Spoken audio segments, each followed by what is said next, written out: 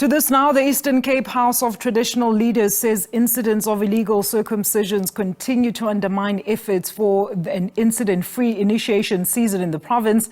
8 initiates have since died in the Eastern Cape since the start of the annual winter traditional practice.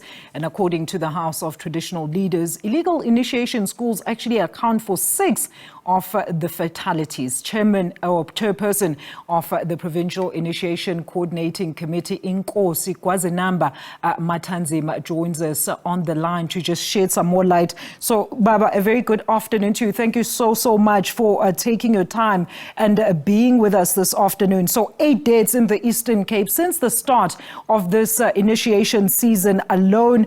I mean, what is your reaction to this news? Ma'am, this is a very sad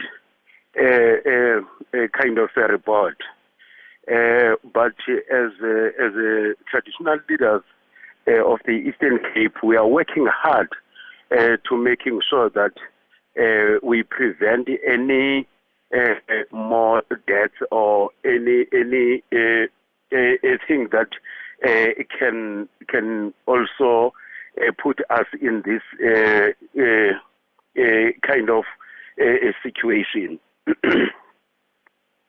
Interventions, like you've just mentioned, by yourselves, Nkosi, Amakhosi, as well as Izinduna, have been very, at the forefront of trying to battle as well as combat the issue, particularly surrounding illegal initiation schools as well as illegal or traditional surgeons. So what exactly are you doing for this season to ensure that you eradicate this practice? We are busy working close with our prosecution and the police in the department. I mean, in the province. As we speak, we have already managed to make some 27 arrests as a way of stopping this trend. And Baba, I mean, let's talk about this. I mean, we've heard a lot of incidents reported about kidnappings or forced initiations. What are bodies like yourselves, as well as, of course, Contralesa, which has been at the forefront of ensuring safety during, of course, initiation season? How far are you in ensuring that some of these challenges are actually totally eradicated? The leading we do as we speak, because it is true that if you go to DCM, for example, you'll find that those boys are not all kidnapped, but they do themselves approach some of those illegal young men to circumcise them. But we are busy with programs of awareness. We are conducting some indaba, imbizo in our communities as one of mechanisms to eradicate this kind of behavior. And Baba, in closing, I know without divulging what happens when the boys are there going through the rite of passage, but maybe talk to us about what should happen from the family standpoint of a young boy who's about to go through that passage into manhood. What should families do? Who is the first point of contact when they are actually looking for those traditional surgeons as well as initiation schools? As a law such as it says each and every boy who is about to take this passage, they must first consult a parent.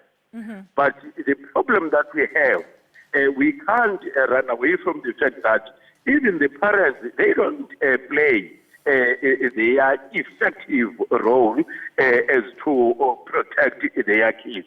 Because if you go to example in OR Tambo, where we have managed to to rescue 72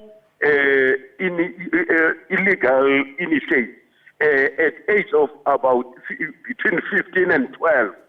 Now we are busy trying by all means to talk to the parents to look after their kids and try by all means to follow the law whenever they start sort of taking those boys to initiation. Baba, a very quick one. I mean, I'm glad that you mentioned the responsibility of parents in this regard. Are you saying that the parents are actually allowed, in terms of tradition and even law, to actually go and check on the well-being of their sons while they are up in the mountains during the process? Is this allowed?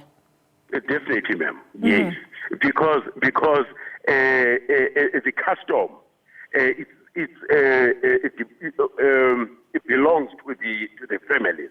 Now, are the families or parents that lead the custom? Now, time to time, they're supposed to be there, and they are allowed because it's what they belong to them. And are the surgeons actually allowed to allow the parents to take their sons away should they see any challenges that their boys or their sons is actually encountering or going through, like infections when they are going through the process, Bab?